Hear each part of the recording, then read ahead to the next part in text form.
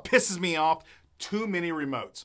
I have remotes for my TV, my receiver, cable box, Apple TV, Blu-ray player, CD player, fan, light bulbs, and a universal remote that doesn't even work with any of them.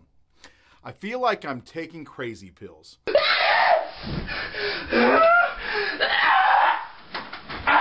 These remotes are spread out everywhere or get lost in the cushions of the couch. Hell, you have to grab a handful of remotes just to turn the TV on. If you can just even remember which remote does that. I know I didn't have an anal probe, and I know that I am not under alien control.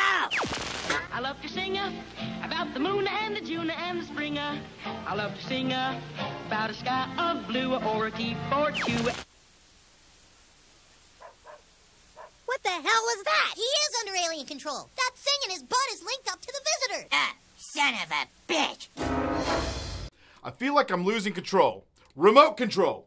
If you have extreme frustration accompanied by hand fatigue, then you too have too many freaking remotes.